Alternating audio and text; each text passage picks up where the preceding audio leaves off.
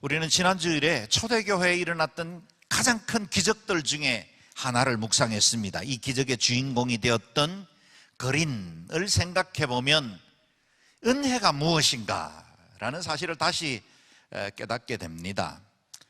운명이 뒤집힐 만큼 큰 사건이었는데 실제로 이 사람은 자신이 일어나려고 노력해 본 적도 없고 그것을 기대하거나 소망해 본 적도 없었습니다.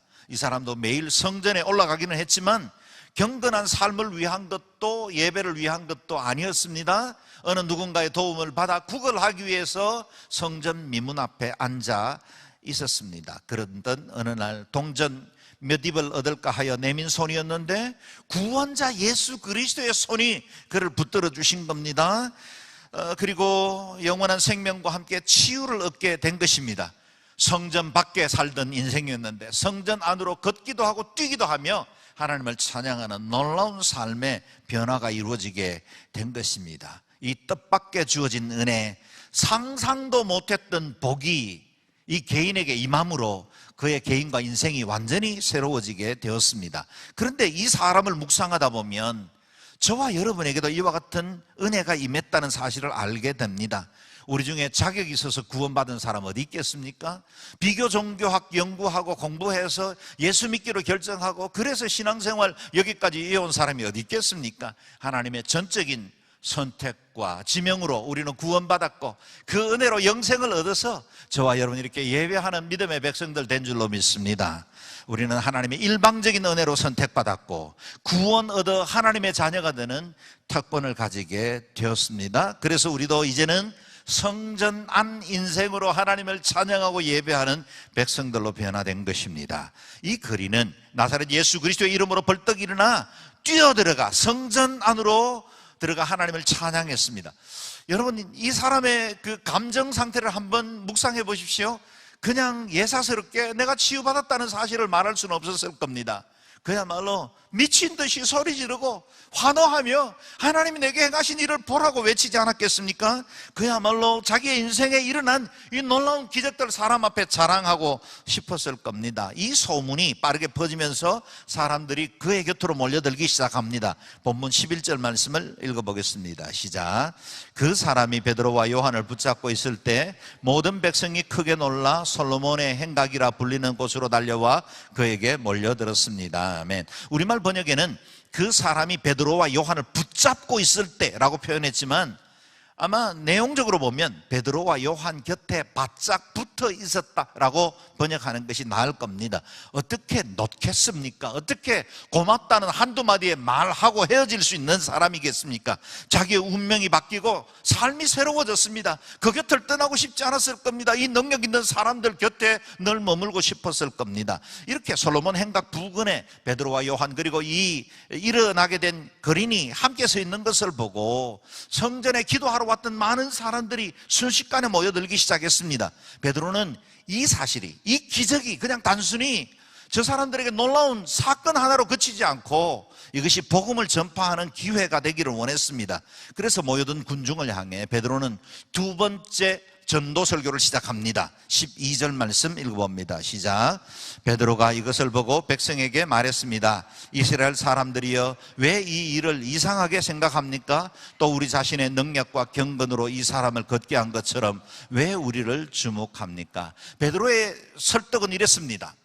왜 나를 주목합니까? 왜 우리를 주목해 봅니까? 이 일이 어느 개인의 경건이나 능력으로 이루어진 게 아닙니다. 하나님이 행하신 것입니다 라는 겁니다. 여러분, 만약에 이것이 베드로나 요한이 이와 같은 기적을 일으키고 능력을 행했다면 사람들 주목해 볼만하죠. 그 사람 곁에 서서 그의 능력, 자기도 어떻게 혜택을 받을까 몰려드는 것 마땅합니다. 그러나 이 기적은 전능하신 하나님, 온 세상을 창조하시고 우리를 무에서 유로 지으신 그분이 일으킨 기적입니다. 이상히 여기거나 놀랄 일이 아니라는 겁니다. 그런데 여러분 보십시오. 이와 같이 베드로가 그의 삶 속에 일어난 하나님의 역사를 증거할 때 그는 그 자신이 아니라 하나님이 행하셨다는 사실을 강력하게 증거하고 있습니다. 베드로가 변한 겁니다. 이전에 베드로는 자기 고집과 혈기로 주를 따르던 사람이었습니다. 주님의 부활을 목격하고도 나는 고기를 잡으러 가겠다고 갈릴리 바다로 되돌아갔던 나약한 사람들이었습니다. 그런 베드로가 지금은 수많은 사람들이 자신을 주목해보고 있고 영웅시하고 있는데 극구 사람들을 말리며 내가 한 것이 아닙니다, 하나님이 행하신 것입니다 라고 드러낸 겁니다. 여러분, 어떤 일들을 공동적으로 일했는데 사람이 나를 막 칭찬하면 내가 굳이 변명하거나 그것에 대해서 설명하지 않으면 그냥 나는 자연스럽게 귀한 사람이 되고 사람들에게 박수 받을 만한 일인데 그걸 굳이 아니야, 내가 한 게 아니고 그렇게 말하는 것 쉽지 않죠. 우리가 작은 일도 그렇지 않는데 이 엄청난 기적이 일어난 이후에 그는 오히려 하나님 한 분뿐이라고 외치고 있는 겁니다. 나는 도구입니다, 하나님이 행하셨습니다 라고 증가하는 것입니다. 그렇습니다. 베드로는 변했습니다. 기적 중에 기적은 사람이 변하는 것입니다. 자기중심적이고 자기 지식과 능력을 늘 자랑하던 사람이 어느 날 사람들 앞에 말하기를 내 모든 것들은 다 하나님의 은혜였고 하나님 은혜 없이는 나는 한순간도 살 수가 없습니다. 그렇게 말하면 사람들은 충격받게 돼 있습니다. 예전에는 사람들의 인정받는 것에 목매고 체면 따라 살던 사람이 공동체가 소중한 줄 알고 다른 사람들을 귀하게 여길 줄 알게 되면 사람들이 놀랍니다. 어떻게 이 사람이 도대체 무슨 일이 있었길래 이 사람이 이렇게 변화되었는가, 그렇게 생각하게 되겠죠. 그렇습니다. 예수 만나면 사람이 변합니다. 성령이 임하면 우리의 개인도 인격도 새로워질 수밖에 없습니다. 자존심이 꺾였는데도 그리 분한 마음 들지 않습니다. 이상하게 나를 가해한 사람이 틀림없는데 가해자의 입장도 이해하는 마음이 들기 시작합니다. 내 이전의 인격이나 알량한 양심이면 못하는데 이상하게 내 마음이 그렇게 변화되고 너그러워지기 시작하는 겁니다. 그리고 내 삶에 진짜 중요한 게 무엇인지를 다르게 보기 시작하는 거예요. 이제는 내 눈앞에 있는 이익이나 사람들에게 주어지는 갈채를 갈망하고 살아왔는데 어느 날 하나님께 영광을 돌릴 줄 알게 되고 나는 그저 낮아져도 부족해도 보이지 않아도 괜찮으니 주님께만 영광 돌리기를 원합니다. 그런 마음들이 들기 시작하는 거예요. 누가 하시는 겁니까? 성령님이 하시는 거예요. 우리의 인격이나 우리의 알량한 이 양심으로 할 수가 없는 거죠. 그때 우리가 고백하는 찬송이 이거지요. 세상도 없고 나도 없고 구속한 주만 보이도다. 이것이 은혜 받은 자의 표죠. 가슴이 커집니다. 삶의 지경이 넓어집니다. 예전처럼 안달하지 않고 살 수 있습니다. 불평하는 것보다 감사할 것이 더 많다는 것을 알게 됩니다. 내 힘으로 살아가는 것이 아니라 은혜로 산다는 것을 인정하고 고백하게 되는 겁니다. 사랑하는 여러분, 오늘 예배하는 모든 여러분의 신념과 삶 가운데도 이와 같은 놀라운 삶의 변화, 영적 성숙이 이어지기를 주의 이름으로 축원합니다. 베드로의 고백을 다시 보십시오. 우리 자신의 능력과 경건으로 이 사람을 걷게 한 것처럼 왜 우리를 주목합니까? 그렇다면 베드로가 아니라면 누구를 주목해야 합니까? 베드로는 우리가 주목해 보아야 할 분이 따로 있다고 선포하고 있습니다. 그게 바로 전도설교죠. 13절에서 15절 말씀을 같이 읽어보겠습니다. 시작. 아브라함과 이삭과 야곱의 하나님 곧 우리 조상의 하나님께서 그분의 종 예수를 영화롭게 하셨습니다. 그러나 여러분은 일찍이 그를 넘겨주었고 빌라도가 놓아주기로 판결했음에도 당신들은 빌라도 앞에서 그것을 부인했습니다. 여러분은 거룩하고 의로운 분을 거절하고 도리어 살인한 사람을 놓아달라고 요청해 생명의 근원 되시는 분을 죽였습니다. 그러나 하나님께서는 그분을 죽은 사람들 가운데서 살리셨습니다. 우리는 이 일에 대해 증인들입니다. 아멘. 베드로는 사람들이 보아온 이 놀라운 기적, 40년간 태어나면서부터 한 번도 걷지 못했던 사람이 일어나 하나님을 찬양하는 이 놀라운 사건이 그냥 단순히 어느 개인의 이야기로 그치지 않고 해프닝으로 그치지 않고 이것이 하나님의 복음과 주의 살아계심을 증가하는 계기가 되기를 원했습니다. 여러분, 주님의 이름이 높여지지 않는 기적은 오히려 복음의 장애물이 될 수도 있다는 사실을 기억해야 합니다.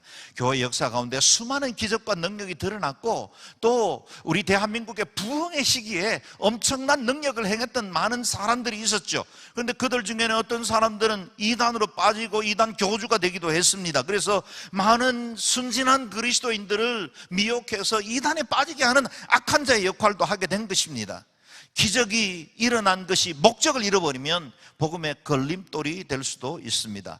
베드로와 요한은 이 기적이 무엇보다 하나님 한 분이 드러나야 하고 복음 증거하는 기회가 되기를 원했던 겁니다. 기적 때문에 모이던 사람들에게 예수 그리스도를 증거하는데 무엇보다 그들의 심령 가운데 있는 죄 문제를 먼저 덜추어 냅니다. 예수 그리스도를 십자가에 못 박게 내어준 사람은 다름 아닌 바로 당신들이다 라고 지적하는 겁니다.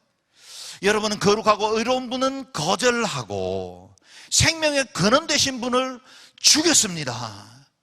지금 베드로에게 이 설교를 듣고 있는 사람들이 다 주님의 십자가에 직접적으로 참여한 사람들은 아닐 겁니다. 그러나 베드로는 그들을 향하여 외치기를 그리스도의 십자가는 바로 여러분 때문입니다. 여러분 때문에, 여러분이 생명의 주를 십자가에 못 박았습니다 라고 선언하고 있습니다. 베드로가 솔로몬 행각에 모인 사람들에게 선포했던 이 메시지, 그 메시지를 저는 여러분들에게 다시 전달해 드리고 싶습니다. 예수를 십자가에 못 박인 자는 바로 저와 여러분입니다. 우리로 인해서 십자가에 못 박혀 돌아가신 것입니다. 내가 의로운 분을 거절했고 생명의 근원 되신 분을 죽였습니다.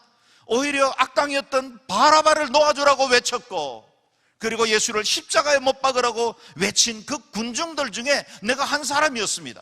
여러분, 만약 이것이 영상으로, 영화로 만들어졌다면 십자가에 못 박으라고 외치는 그 사람들 사이에 저와 여러분의 얼굴도 발견하게 될 겁니다. 주님의 십자가는 단순히 어떤 소수의 사람들과 한 시대에 필요한 구원이 아니라 저와 여러분, 그리고 오고 가는 모든 세대에 사람들이 믿어야 할 생명의 복음으로, 그 십자가로 우리에게 은혜가 주어진 것입니다. 나의 죄 때문에 주님께서 십자가를 지셨습니다. 이것이 우리가 받아들여야 할 복음입니다.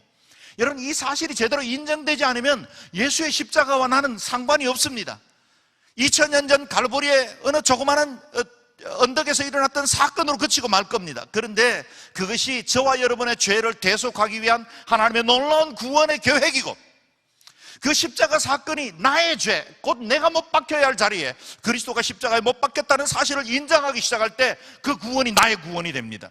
그 죄의 용서가 내 속으로 들어오는 겁니다.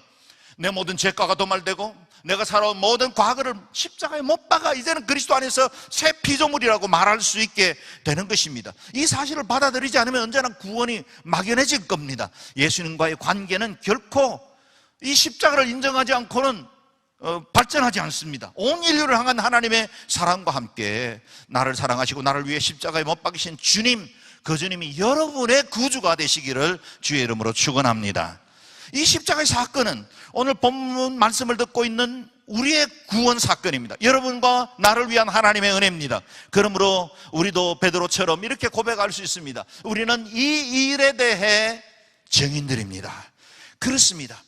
십자가의 그 구속의 은혜를 경험한 저와 여러분이 증인이 되는 것입니다. 안전뱅이가 일어나는 것도 놀라운 기적이지만 영원한 저주와 사망 가운데 심판받아 마땅한 저와 여러분이 구원받아서 하나님의 자녀가 되고 영원한 생명을 얻었다는 것보다 더 큰 기적이 어디에 있겠습니까? 그러므로 저와 여러분들은 이 사건의 증인들이 되었고 이제는 그 십자가를 드러낼 사람들이 되어야 합니다.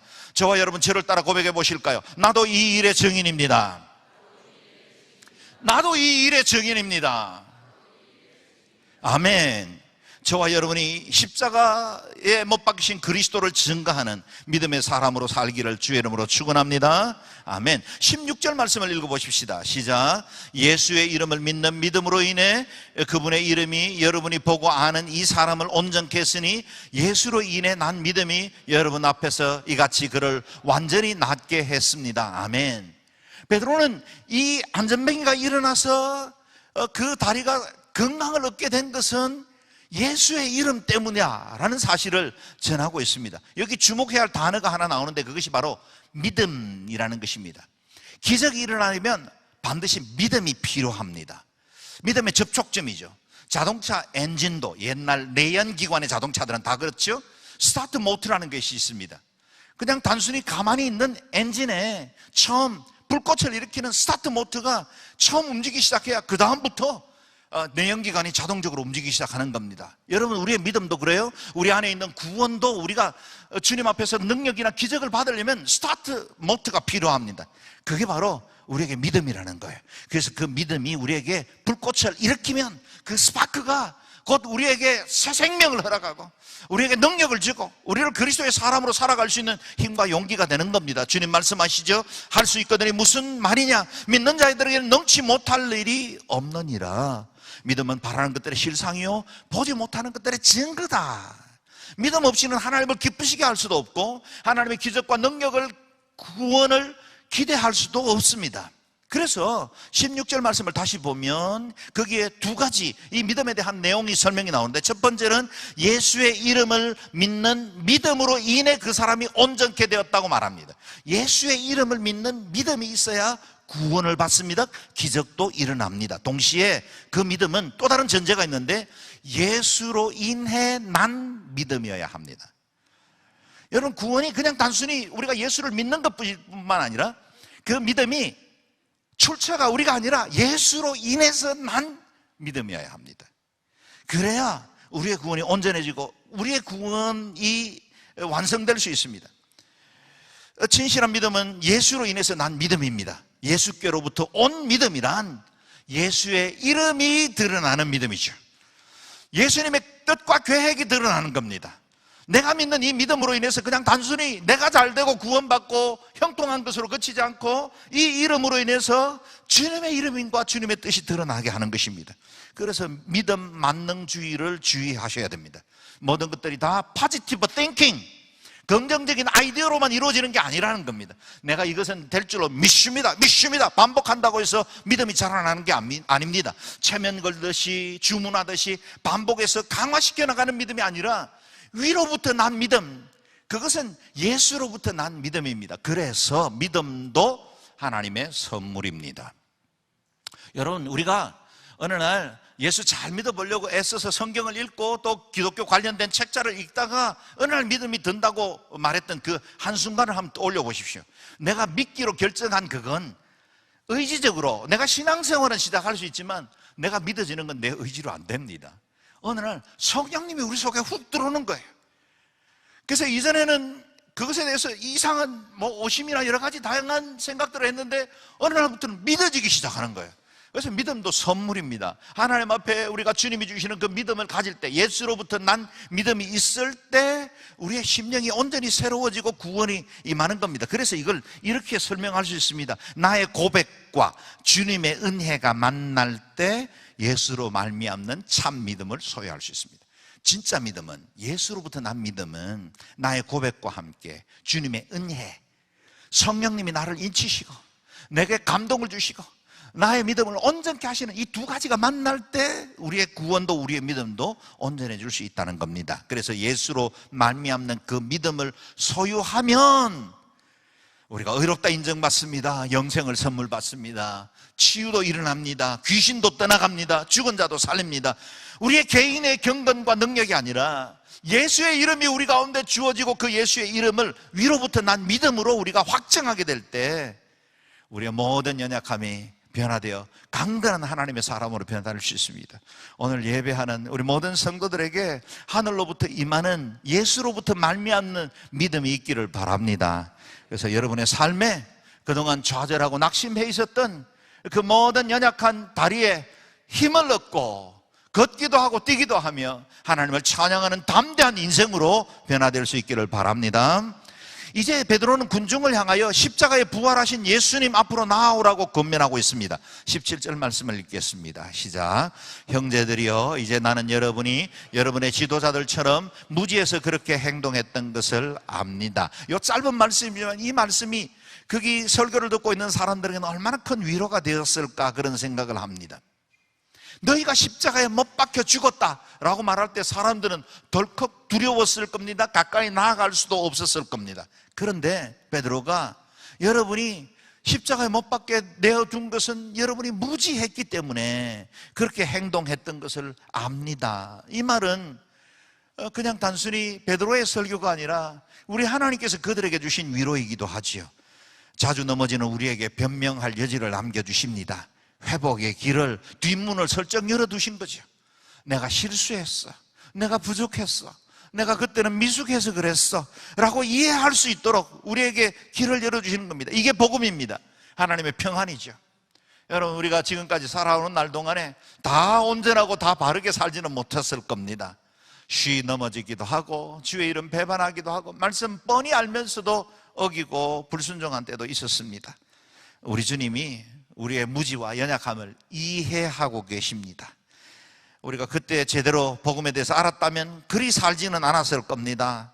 내가 그때는 미숙한 때였습니다. 지금처럼 신앙만 가지고 있어도 그때 그런 결정은 하지 않았을 텐데 우리 주님도 아십니다. 하나님이 위로하시죠. 많이 힘들었구나, 애썼구나, 그래 다시 시작하자, 내가 너의 마음 안다, 우리 다시 시작하자. 이것이 하나님의 인자와 풍성하신 메시지이죠. 우리의 부끄러운 과거를 묻지 않습니다. 우리의 과거가 더 이상 우리의 새롭게 출발한 오늘의 새해가 아니라 내 인생에 새롭게 시작된 이 출발을 가로막으려고 하는 그 모든 과거를 주님께서 은혜의 바리케이트를 쳐서 우리를 보호하시고 새롭게 하시는 겁니다. 우리의 연약함을 아시는 주님께서 우리를 더 온전한 믿음으로 빚어가시도록 그분께 나아갈 수 있기를 바랍니다. 이렇게 백성들의 마음이 열리자 베드로는 이제 본격적으로 복음을 선포합니다. 18절에서 21절 말씀 읽겠습니다. 시작. 그러나 하나님께서는 모든 예언자들의 입을 통해 그리스도께서 고난받아야 할 것이라고 미리 선포하신 것을 이와 같이 이루셨습니다. 그러므로 여러분은 회개하고 돌아오십시오. 그래서 여러분의 죄 씻음을 받으십시오. 그러면 주 앞에서 새로워지는 때가 올 것이요 주께서 여러분을 위해 미리 정하신 예수 그리스도를 다시 보내실 것입니다. 그러나 하나님께서 영원전부터 그분의 거룩한 예언자들의 입을 통해 말씀하신 대로 만물을 회복하실 때까지는 예수는 마땅히 하늘에 계셔야 할 것입니다. 아멘. 베드로가 선포한 설교의 핵심은 한 분 하나님께로 향하고 있습니다. 예수 그리스도의 초림, 그리고 그분의 생애, 십자가, 사망과 부활, 그리고 그분의 성취, 승천, 그러고 난 다음에 주님의 다시 오심, 역사의 중심을 관통하고 있는 구속사의 그 중요한 맥을 지금 이 짧은 본문에서 설교하고 있는 겁니다. 그 모든 구약의 성취가 예수 그리스도 안에서 이루어졌고, 그리고 장차 주님은 다시 오실 것이며 그 주님 다시 오실 때 우리를 의로 심판하실 것이다 라는 사실을 말하고 있습니다. 그리고 주님의 성천과 다시 오시는 그 사이에 살아가는 저와 여러분, 우리는 어느 시점인지 모르지만 우리는 모든 사람들은 다 주님께서 부활 성천하신 이후와 주님께서 다시 오시는 그 한 시점 아래에 살아가고 있습니다. 그 살아가는 모든 날 동안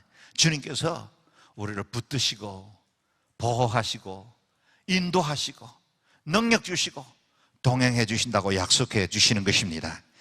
우리 주님의 초림의 약속이 구약 성경에 350회나 직간접적으로 예언됐는데 그것이 정확하게 나사렛 예수에게 성취된 것처럼 우리 주님 다시 오실 날에 대한 예언도 성취될 것이고, 동시에 저와 여러분을 위해서 약속하신 수많은 언약들도 반드시 이루어질 줄로 믿습니다.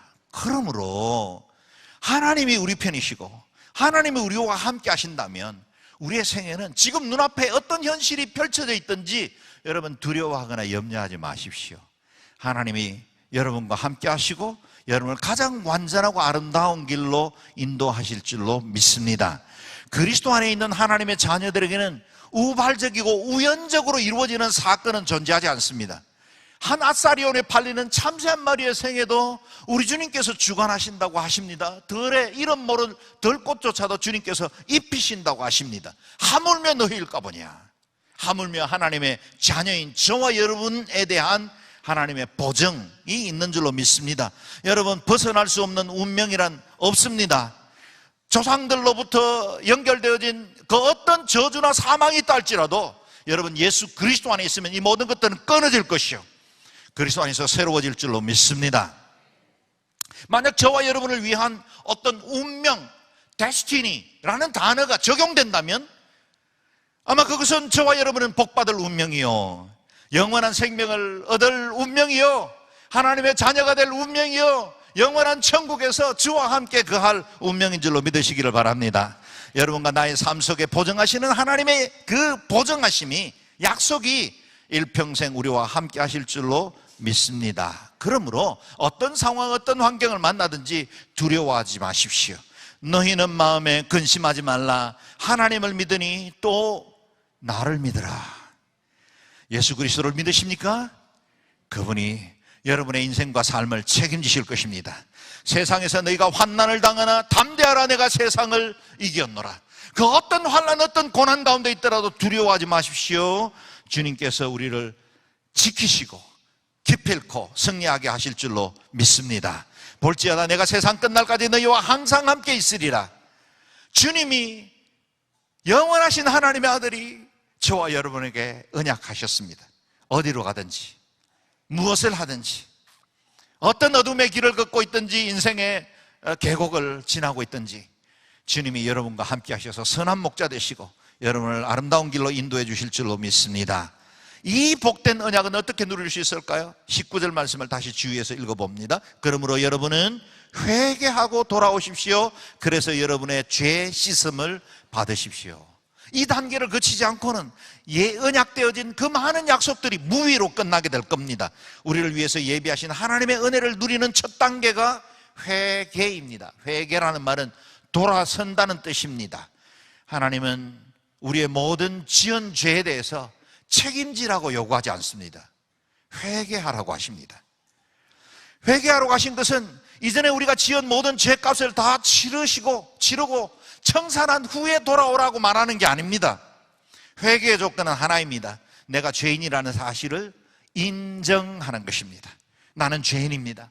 그리스도의 십자가 없이는 나는 영원한 저주와 사망 가운데 떨어질 수밖에 없는 죄인입니다 라는 사실을 인정하고, 주님이 그 십자가에서 이루신 그 구원, 그 은혜가, 대속의 은혜가 바로 나를 위한 것이라는 사실을 믿음으로 인정하면 그 구원이 우리 속으로 들어옵니다. 오늘 혹시 친척 방문 때문에 이 자리에 계시면서 믿음 생활이 제대로 온전히 세워져 있지 않는 분이 있다면 오늘 이 말씀을 통해 여러분에게 구원이 임하기를 바랍니다. 오늘 예배하는 사람 중에 단 한 사람도 예외 없이 천국을 누리고 영생을 소유할 수 있게 되기를 바랍니다. 예수님께서 여러분의 죄를 다 담당하셨습니다. 돌아서면 됩니다. 주님께서 죄값을 다 지불하셨습니다. 예수 만나면 회복될 수 있습니다. 끝장나지 않았습니다. 인생을 어떻게 살아야 할지 막연하게 여기지 마십시오. 여러분은 보증받은 인생입니다. 예수 만나면 회복됩니다. 예수 안에서는 우연도 없고 실패도 없습니다. 하나님께서 우리의 모든 실수도 온전케 하시고 다시 회복시키시고 우리를 주님의 온전한 형상으로 돌이키게 될 것입니다. 그러므로 회개하면 주 앞에서 새로워지는 때가 올 것이라 하십니다. 삶의 새 기쁨이 찾아옵니다. 여러분에게 새로운 인생, 새 피조물로 인생을 살아갈 수 있습니다. 이전 것은 지나갔으니 보라 새 것이 되었도다. 예수 그리스도 안에 있는 자들에게는 죄와 사망의 법이 끝이 나고 생명의 성령의 법 아래서 새로운 인생을 살아가게 됩니다. 이 은혜가 있기 때문에 우리의 몸도 마음도 가벼워집니다. 가식도 없어지고 사람과 자신 앞에 부끄러울 것이 없는 투명한 삶을 살게 됩니다. 은혜 받으면 얼굴이 빛나는 이유가 이것 때문이죠. 성령 충만 받으면 세상이 달라 보이는 이유가 이것입니다. 내가 주인이 아니라 주님이 내 삶의 주인이 되기 때문에, 그분이 내 삶을 다스리시기 때문에 모든 세상이 달라 보이기 시작하는 겁니다. 여러분, 새로워질 수 있습니다. 새로운 삶이 우리에게 보장되어 있습니다. 회개하고 주께로 돌아오십시오. 주님을 여러분의 온전한 구주로 섬길 수 있기를 바랍니다. 베드로의 설교 중심에는 그리스도가 늘 있었습니다.